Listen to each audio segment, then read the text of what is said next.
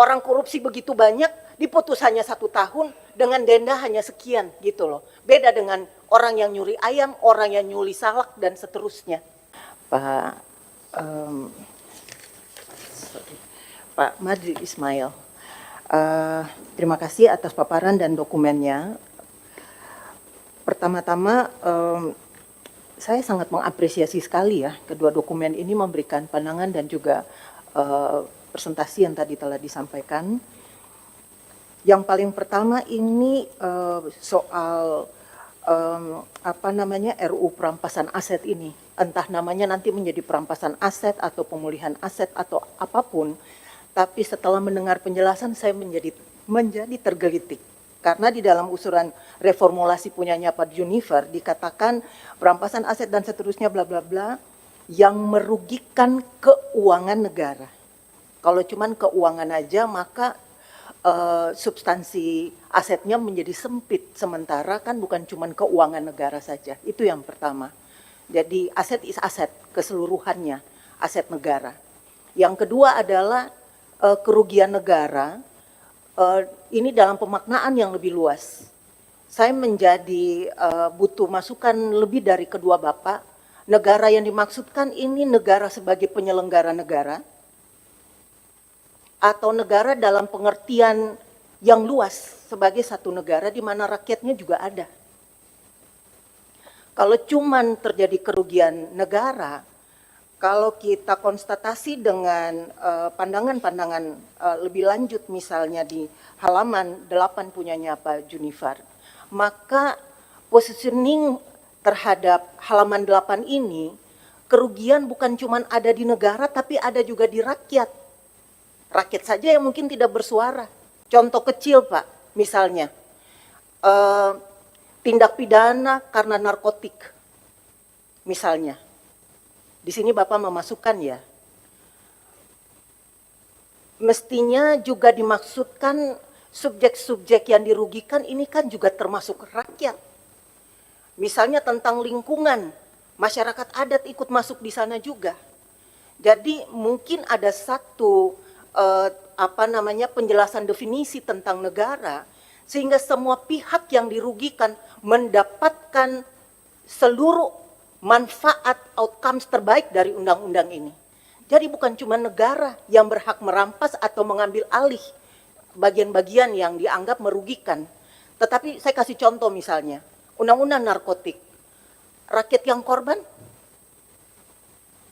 Sehingga nanti di dalam tata cara pengelolaan nanti di belakang yang berkaitan dengan komite, bukan saja urusannya dengan negara, tapi urusannya dengan rakyat, misalnya restitusi untuk rakyat. Kemudian ganti rugi atau kompensasi untuk masyarakat adat, dan seterusnya. Ini Cakrawala ini membangun satu pandangan yang lebih luas ya, ketika kita bicara negara, sehingga ketika negara saja terganggu Pak, negara saja merasa ada bagian-bagian yang dia merasa harus dikembalikan kepada negara dalam pengertian, baik itu keuangan negara maupun aset negara, baik fisik maupun non-fisik misalnya. Rakyat pun demikian, berkaitan dengan yang telah dirampas oleh pihak-pihak yang telah melakukan illicit activity terhadap aset yang dia terima, baik yang bergerak maupun tidak bergerak, terlihat maupun tidak terlihat. Itu yang pertama. Yang kedua, berkaitan dengan proses penyitaan. Ini sangat menarik sekali. Di paparan kedua Bapak ini tadi saya coba lihat, Bapak Ibu sekalian. Yang pertama ini dipunyanya Pak Madril, ya, berkaitan dengan konsolidasi bentuk perlindungan. Yang pertama, rincian jenis aset yang dipisahkan, ada 5 bagian yang Bapak jelaskan, tetapi kemudian yang cukup mengganggu saya, aset yang tidak terbukti pernah berada dalam penguasaan seseorang tidak dapat dirampas darinya. Bapak mungkin bisa tolong perdalam ini Pak. Karena yang dimaksudkan dengan TPPU, tindak pidana pencucian uang, itu terjadi pengalihan penguasaan aset dari satu pihak ke pihak yang lain ke pihak yang lain, sehingga jejak kepemilikan awalnya hilang. Ini ada satu proses kejahatan keuangan yang cukup amat sangat luar biasa. Sehingga terhadap statement Bapak ini, mungkin kita butuh pandangan secara akademik yang lebih tajam lagi dan secara hukum. Yang berikut ini berkaitan dengan halaman 7 punyanya Pak Junimat. Iya, Pak Junifer, sorry. Hampir sama. Antara pasal 1 dengan penjelasan yang di bagian belakang tentang komite pengelolaan aset yang Bapak sampaikan, terjadi kontradiktif yang sangat tajam. Karena di pasal 1 yang berkaitan dengan definisi komite pengelolaan aset, hanya disebut sebagai forum koordinasi.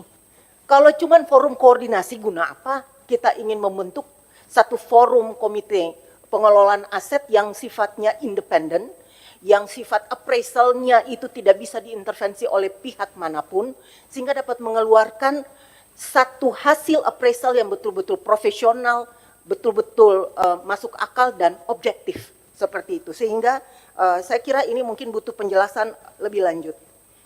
Yang berikut untuk pasal 8 Pak Junifer, ini berkaitan dengan bagian perampasan aset terhadap tindak pidana korupsi apa saja. Hari ini ketika saya duduk Pak, persoalan yang paling mengemuka masuk di Komisi 3 belakangan ini adalah tindak pidana digital crime yang tidak masuk di sini. Sementara tindak pidana digital crime mulai dari kripto, kemudian uang judi online, scamming online dan seterusnya, termasuk perdagangan orang dan sebagainya, semuanya ada belakangan ini pada tindak pidana kejahatan digital atau digital crime yang tidak masuk di dalam kategorinya tindak pidana yang Bapak paparkan. Sehingga saya kira terhadap bagian-bagian ini juga mungkin menjadi perhatian bersama kita yang ada di Komisi 3. Nah, kemudian lanjut ke halaman 10 ini menjadi menarik ya. Di halaman 10 pada pasal 7 awal terdakwanya diputus lepas dari segala tuntutan hukum. Kemudian saya punya pertanyaan Pak, hanya tertinggal pasal A. Bisakah secara hukum di dalam poin 1 pasal 7 ayat 1 ini tersangka itu bisa saja tidak meninggal dunia, bisa saja tidak melarikan diri, bisa saja tidak sakit permanen atau tidak diketahui keberadaannya, orangnya ada. Tetapi oleh sistem mengalami impunitas yang dalam jangka panjang. Impunitas dalam pengertian kebal hukum, Pak. Terhadap proses kebal hukum ini masuk di bagian mananya. Dan di dalam proses penegakan hukum, impunitas ini yang berkali-kali kita hadapi. Orang korupsi begitu banyak, diputus hanya 1 tahun, dengan denda hanya sekian gitu loh. Beda dengan orang yang nyuri ayam, orang yang nyuri salak, dan seterusnya. Jadi ini mohon satu pandangan hukum dari Pak Junifer, sehingga ada kejelasan satu bagian yang berkaitan dengan proses impunitas. Orangnya ada tapi tidak bisa disentuh hukum. Iya, faktanya ada, semuanya ada. Iya. Yang berikut, ini juga mendapat pandangan dari kedua Bapak ya. Saya minta pandangan dari kedua Bapak. Bahwa di dalam RUU perampasan aset, ada penjelasan setelah mendapat izin dari pengadilan. Usulan reformulasi punyanya Pak Medril juga hal yang sama terhadap putusan pengadilan ini. Baik dengan putusan pengadilan maupun tanpa putusan pengadilan. Pertanyaan saya, kalau sudah dengan putusan pengadilan, apakah masih bisa disebut perampasan aset? Maka kita harus pertegas terhadap proses in rem ini. Artinya negara melawan aset ini. Bahwa kalau negara melawan aset, kan artinya terlepas pisah dari subjek pemilik belong to yang mungkin sementara dalam proses pidana itu, Pak Junifer atau Pak Medril, sehingga kami butuh kejelasan. Kalau mau melakukan pemulihan di depan misalnya tanpa menunggu putusan pengadilan, maka pertanyaannya apakah masih layak kita memasukkan sebelum atau sesudah putusan pengadilan? Mestinya diikutkan saja dengan mekanisme proses perampasan aset dilakukan karena ada sejumlah persyaratan-persyaratan yang memenuhi. Ini debatable dari waktu ke waktu, mungkin butuh penjelasan dari kedua Bapak berkaitan dengan masih dibutuhkan putusan pengadilan atau tidak perlu sama sekali. Dan yang terakhir berkaitan dengan punyanya Pak Madril, ya Pak Madril, ya Ismail, untuk keselarasan dan konsolidasi dengan undang-undang lain. Berkaitan dengan bentuk perlindungan dan ada tenggat waktu. Bapak memberikan catatan perbedaan tenggat waktu ini menjadi salah satu sumber ketidakpastian yang perlu dijawab oleh rancangan undang-undang ini. Kenapa dia menimbulkan ketidakpastian? Karena waktunya ada yang 14 hari, ada yang 2 minggu, ada yang 3 bulan. Yang dimaksudkan dengan tidak pasti karena kurun waktunya yang berbeda, ataukah yang dimaksudkan dengan tidak pasti tata caranya yang berbeda dalam 14 hari itu dan 3, misalnya ada yang 1 bulan, ada yang 30 hari, ada yang 2 bulan, ada yang tidak dinyatakan sama sekali. Ataukah menurut Bapak semua yang berkaitan dengan proses perampasan aset dibuat flat saja karena namanya sudah terkategori perampasan aset misalnya. Kami butuh pandangan dari kedua Bapak soal itu. Dan yang paling terakhir berkaitan dengan komite pengelolaan aset. Saya sangat setuju sekali bahwa komite pengelolaan aset lah yang melakukan mulai dari appraisal, kemudian listing, kemudian melakukan apakah terjadi depresiasi atau apresiasi, bahkan misalnya tanah, bahkan terjadi apresiasi ya, karena semakin waktu harga tanah semakin naik dan seterusnya.